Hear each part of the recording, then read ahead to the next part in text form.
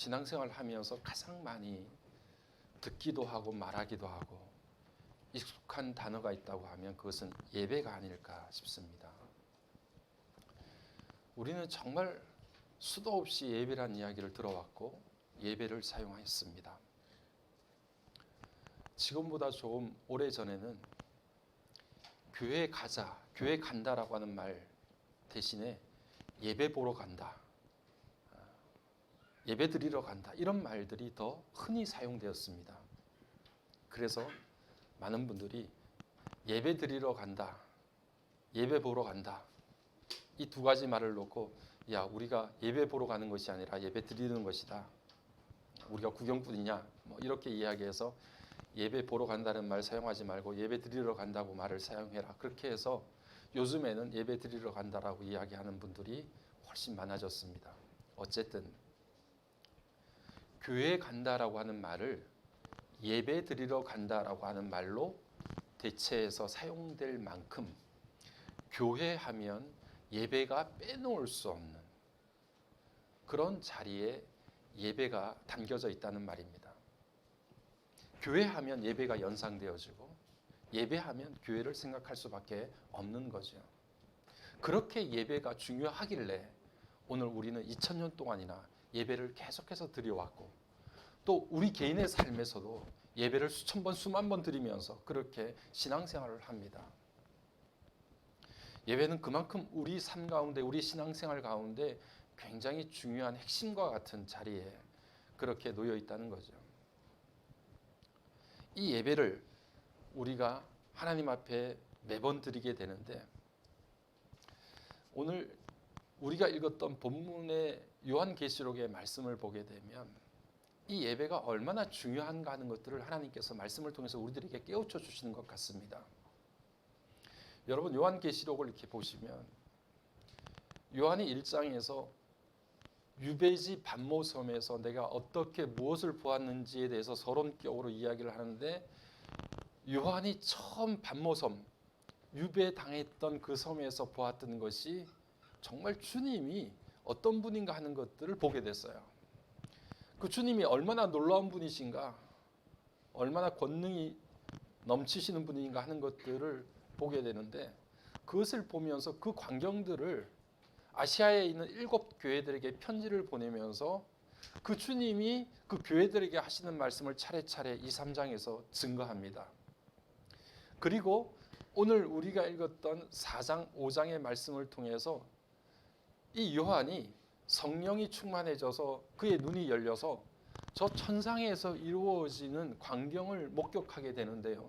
그것은 아무나 볼 수 없는 것이죠. 하나님의 영으로 충만해서 하나님께서 그 눈을 열어주셔서 그 엄청난 광경을 영적으로 볼 수 있도록 그렇게 만들어 주셨는데 그 광경이 무엇인가? 그것은 바로 천상에서 이루어지는 예배 광경을 보게 된 겁니다. 하늘에서 어떻게 지금 예배가 드려지고 있는지에 대한 모습을 4장, 5장이 설명해 주고 있어요. 여러분, 요한이 계시록을 기록할 당시쯤은 너무 힘들고 어려웠던 시대였습니다. 예수 믿는다는 이유만으로 너무 큰 엄청난 박해와 핍박을 받았던 로마 시대의 그 그리스도인들이 예수를 믿는다는 이유만으로 지하로 그렇게 옮겨 다니고 숨어 다니지 않으면 안 될 정도의 엄청난 시련의 시기였습니다.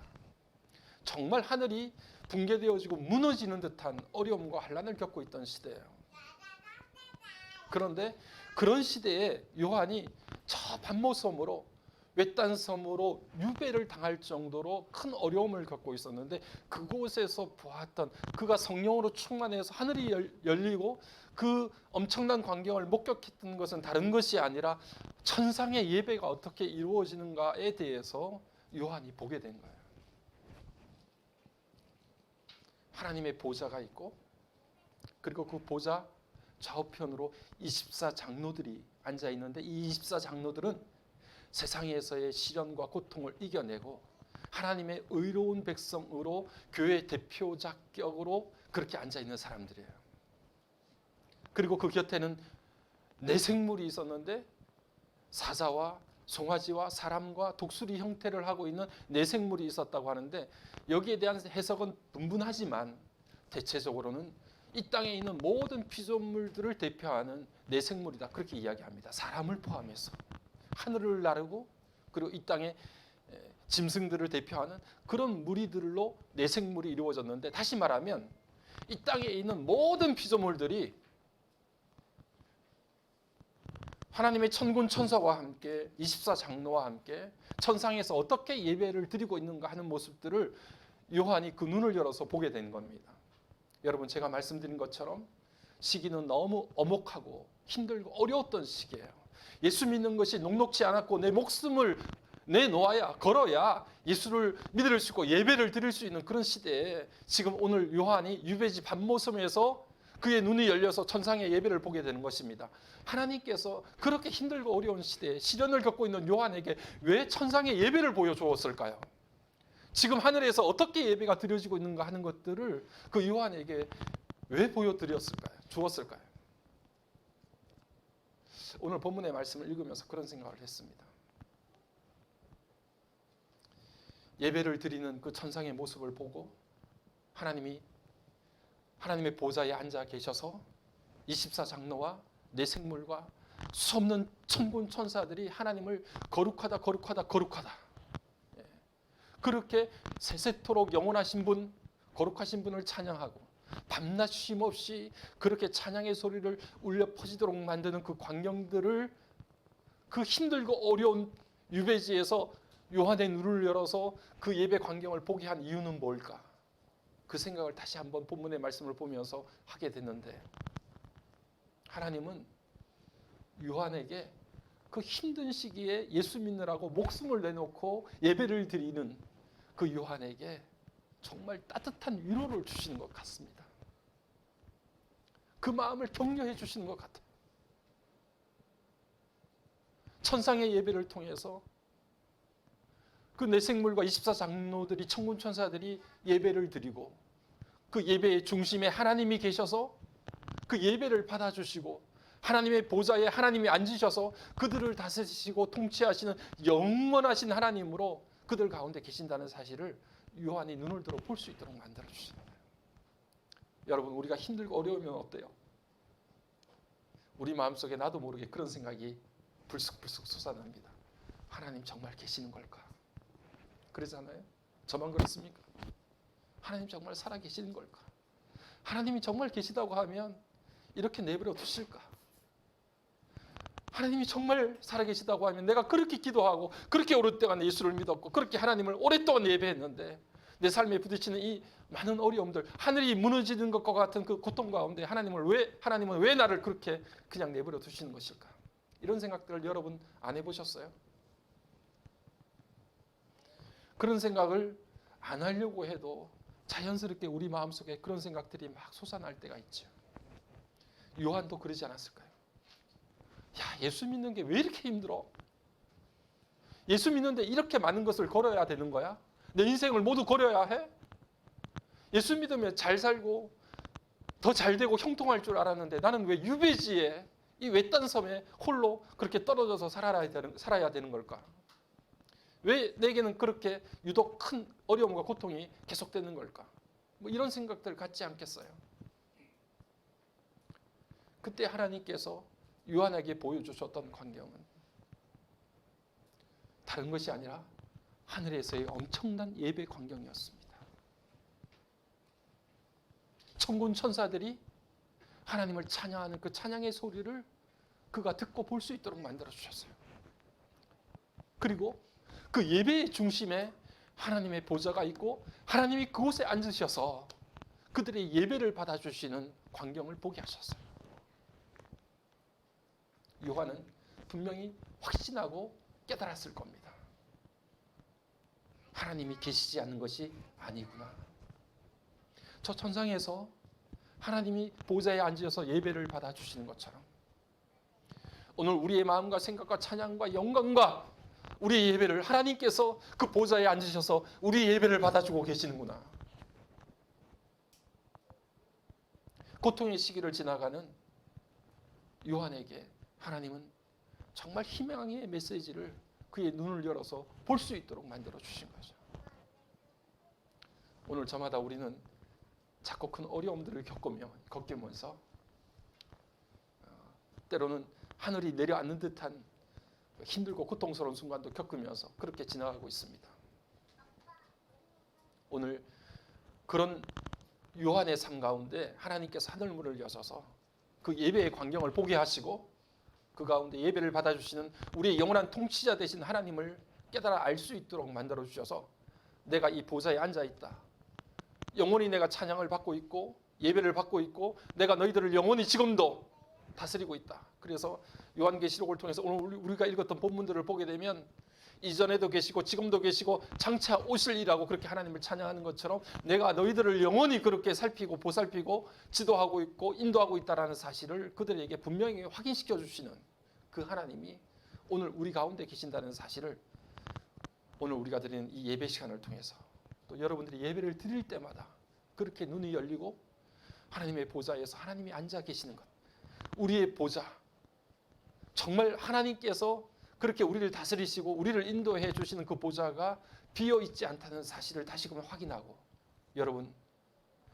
여러분들에게 부딪히는 갖가지 어려움들을 겪어내고 이겨내고 그것들을 승리할 수 있는 저와 여러분의 삶이 되기를 주의 이름으로 간절히 축복합니다. 오늘 우리가 읽었던 8절의 말씀을 보니까 밤낮 쉬지 않고 내 생물들과 24장로들이 하나님 앞에 경배하고 예배하고 있다라고 말씀하고 있습니다. 요한계시록을 보게 되면 우리가 읽었던 4장과 5장을 지나서 7장에 구원받은 14만 4천 명도 동일하게 쉼없이 밤낮 하나님을 섬기고 하나님을 찬양했다라고 이야기하고 있는데 이 하나님을 섬기다라고 하는 말이 결국에는 하나님 앞에 우리가 드리는 예배를 의미하는 말이 되었습니다. 그래서 오늘날에도 영어에서 예배라고 하면 서비스라고 이야기를 하는데 그 서비스라고 하는 말을 사용하는 이유가 그리고 자체가 예배를 섬김으로 그렇게 기록하고 표기하고 있어요. 밤낮 쉼없이 섬기는 하늘의 그 거룩한 존재들, 그 존재들이 영원하신 하나님을 찬양하고 하나님을 앞에 경배하는 일들을 섬김으로 표현하고 있기 때문입니다. 하나님의 백성들이 하나님을 섬기는 그 섬김 중에 가장 최고의 섬김이 무엇인가? 그것은 우리가 하나님 앞에 드리는 최상의 서비스, 예배입니다. 그 예배를 통해서 우리는 정말 하나님이 우리 가운데 살아계시고 우리와 함께 계시다는 사실을 확인하고 느끼고 깨달을 수 있는 거죠.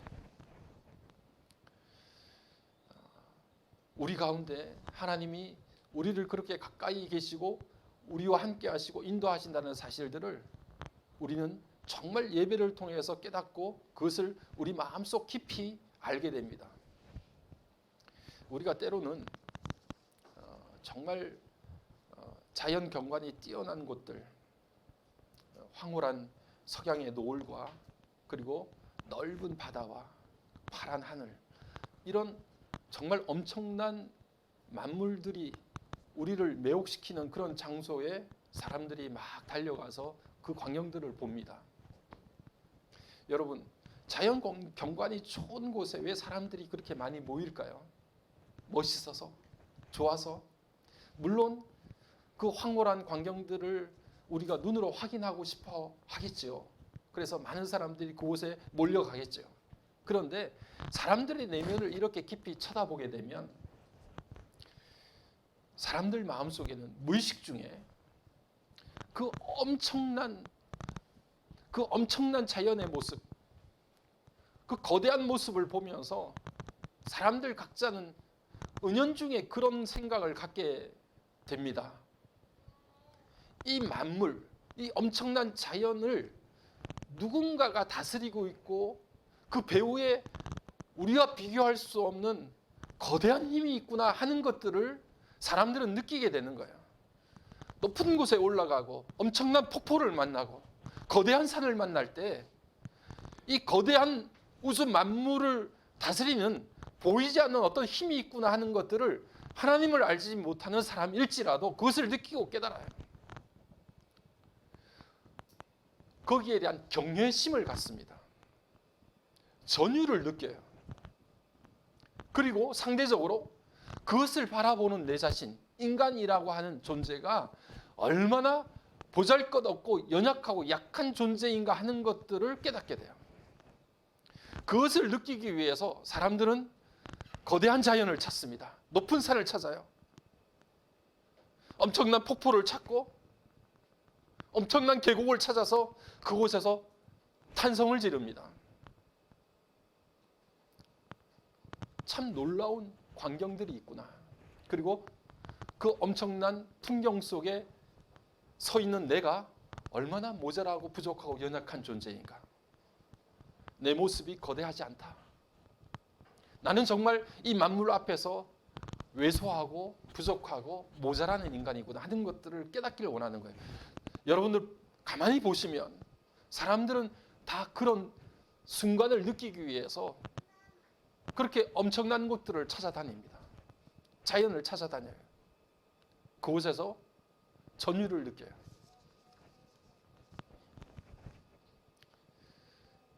우리 안에는 그렇게 무의식 중에 그런 전율을 느끼고 싶고 어떤 것에 대한 경외심을 갖고 싶어요.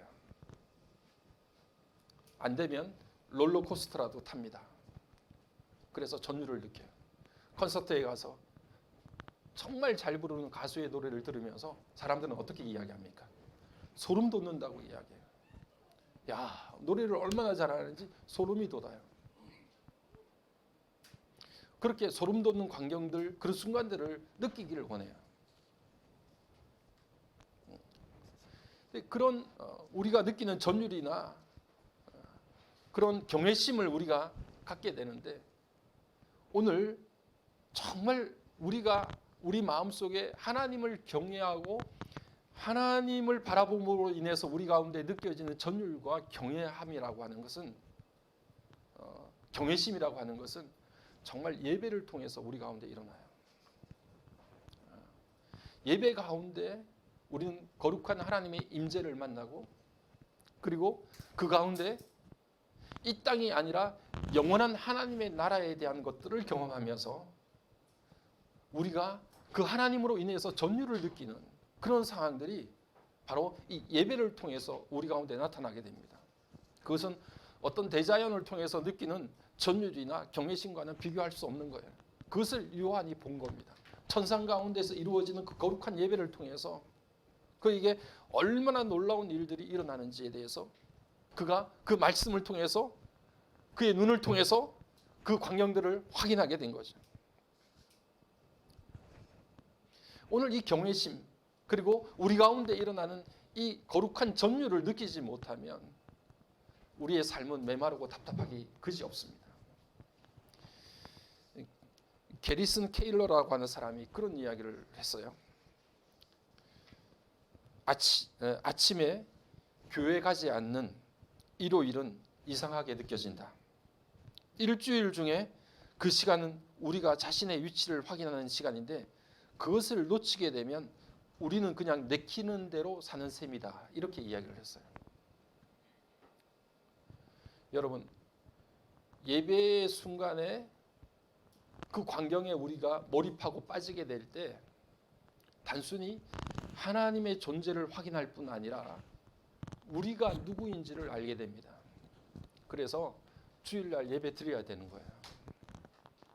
내가 하나님 앞에 예배한다라고 할 때는 하나님 우리의 예배를 받아주십시오라는 것이 아니라 예배 드릴 때 내가 누구인지 내 정체가 뭔지 내가 무엇하러 이 땅 위에 왔는지에 대한 우리의 인간의 본질을 깨닫게 돼요. 하나님께서 처음 천지를 창조하실 때 에덴 동산을 만드셨어요. 그리고 에덴 동산 중심에 선악과를 알게 하는 선악과를 만들어 주셨어요. 그리고 모든 것들은 다 너희들 임의대로 먹되 이 에덴 동산 중앙에 있는 선악과를 먹지 말라고 말씀하셨어요. 우리는 그렇게 이야기합니다. 왜 하나님께서 사람들을 곤란하게 만드셨을까요? 그 선악과만 없으면 인간들이 범죄하고 죄짓지 않았을 텐데 왜 그렇게 걸림돌을 놓아서 인간이 죄에 넘어지도록 만들었을까요? 그렇게 이야기하는데요. 하나님은 정말 에덴 동산의 그 중앙에 선악과를 만들어 선악을 알게 하는 나무를 만드셔서 인간에게 하나님이 어떤 분이신가 하는 것들을 우리에게 나타내 보여주시고, 그리고 그 하나님과의 관계에서 우리 인간이 어떤 존재인가 하는 것들을 분명히 드러내 보여주시기를 원하셨던 거예요. 하나님은 우리들에게 명령하시는 분이에요. 이거 해야 한다, 이거 하지 말아야 한다. 선악간에 우리에게 명령하시는 하나님이세요. 그리고 우리는 누구입니까? 그 명령에 순종해야 되는 존재예요. 에덴 동산은 적어도 하나님이 우리를 다스리시고 우리에게 명령하시고 인간이 그 명령에 순종할 때에라야 에덴은 에덴이 되는 거예요.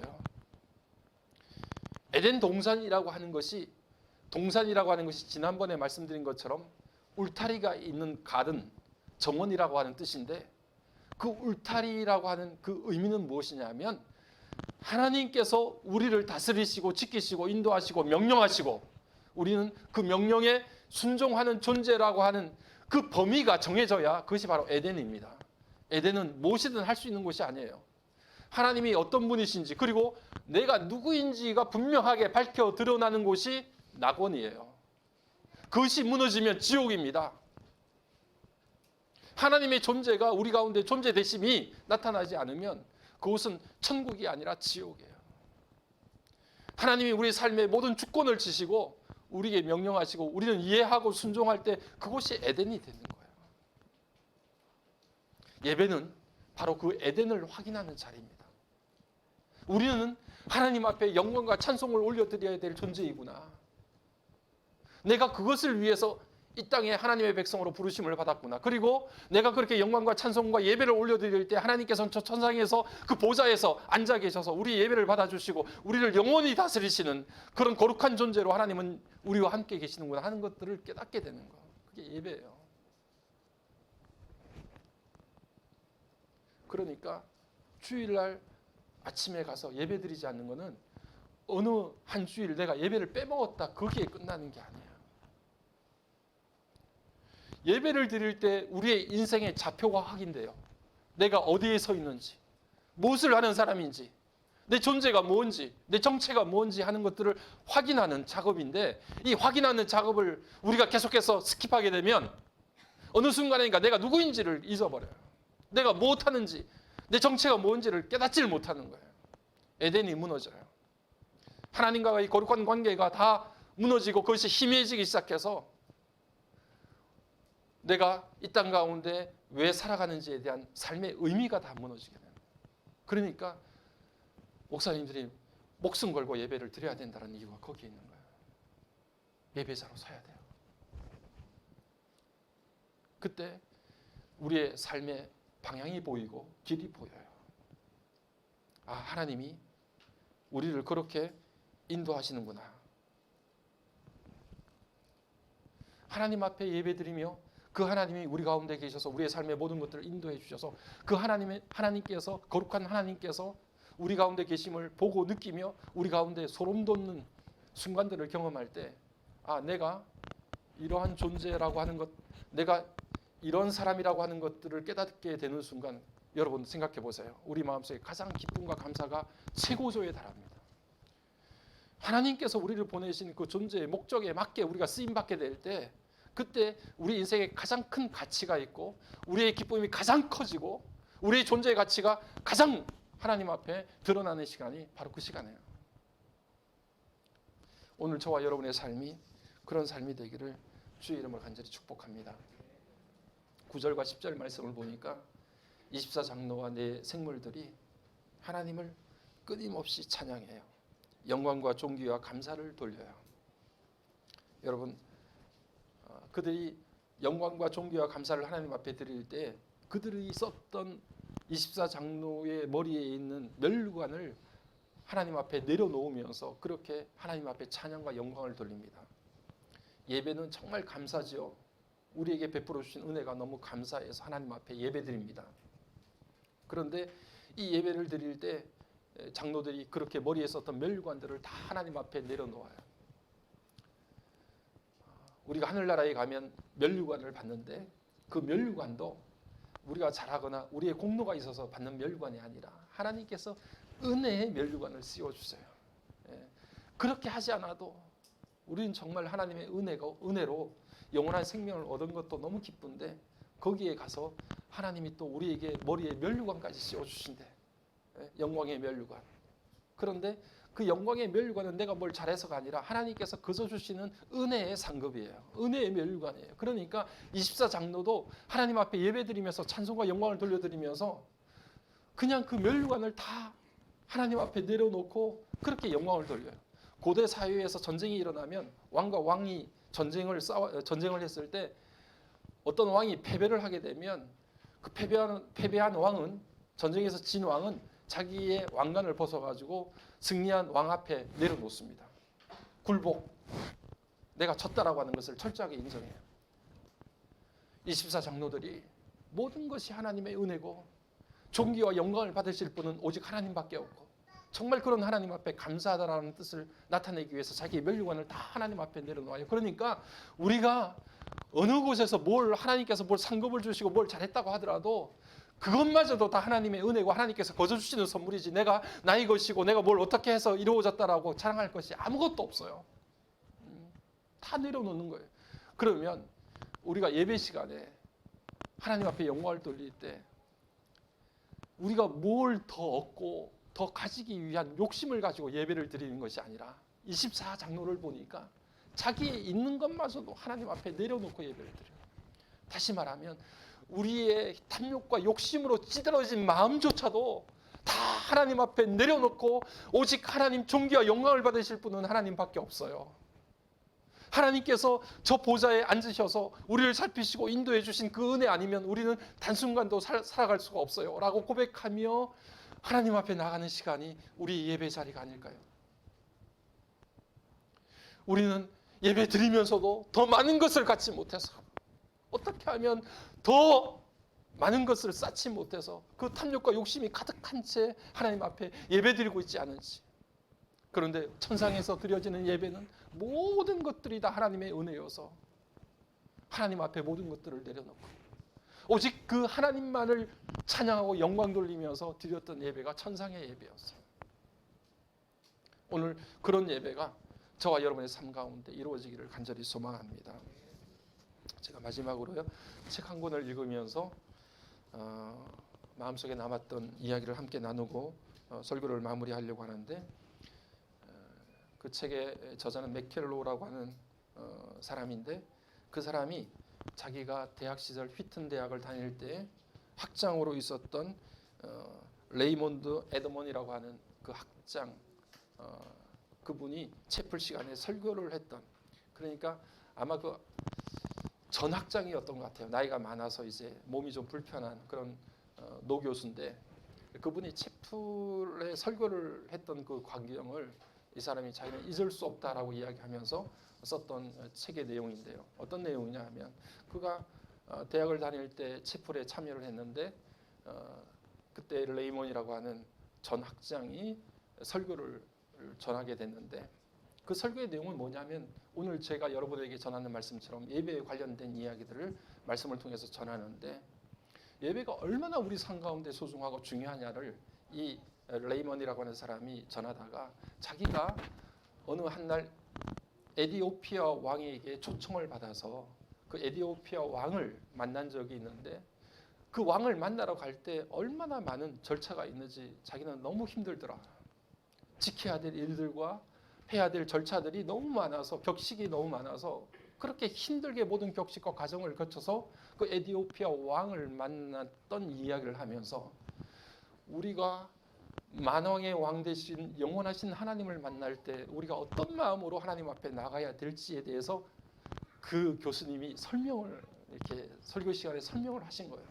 그러면서 내가 에디오피아 왕을 만날 때도 이런 격식을 가지고 그 왕을 만났는데, 우리의 삶의 주인 되신 하나님을 만날 때 우리가 정말 마음을 다해서 하나님을 만나야 됩니다 라고 말씀을 하다가 갑자기 쿵 하는 소리가 들리더래요.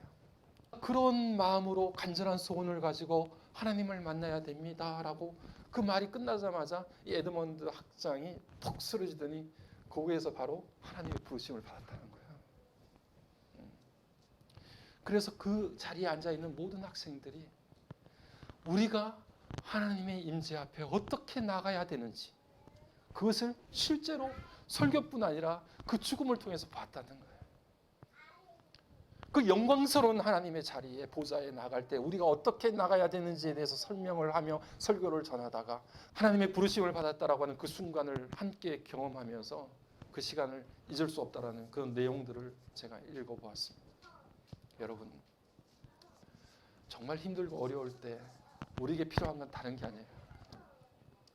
정말 하늘이 무너지는 것 같고 힘들고 어려울 때 정말 필요한 것은 다른 게 아니라 예배를 통해서 하나님의 거룩함을 경험하는 거예요. 거룩한 전율이 우리 가운데 다시 회복되는 일이 필요한 거예요. 하나님의 거룩한 임재가 우리 가운데 경험되어질 때 오늘 반모섬 유배지에서 새로운 광경을 보고 그 가운데서 소망을 가졌던 요한처럼 우리에게 하늘이 열리는 순간을 경험하게 되는 거예요. 여러분, 하나님이 요한에게 예배를 보여주셨어요. 그 힘들고 어려운 순간에 요한에게 메시지가 분명하지 않습니까? 얘들아, 힘들고 어려울 때 예배 드려야 돼. 예배를 통해서 나를 만나야 돼. 내가 여전히 너희들을 다스리고 너희들에게 영광과 존귀를 받을 만한 가치 있는 유일한 존재임을 너희들 깨달아야 돼. 그때 힘이 난단다. 그때 어려움을 이겨낼 수 있단다. 너희들 예배자로 서기를 원한다. 예배를 통해서 나를 경험해. 나의 거룩함을 너희들 겪어보기를 간절히 소원한다. 이렇게 하나님 말씀하시는 거예요. 오늘 저와 여러분 그런 예배자로 저와 여러분이 세워지기를 주님의 이름으로 간절히 축복합니다.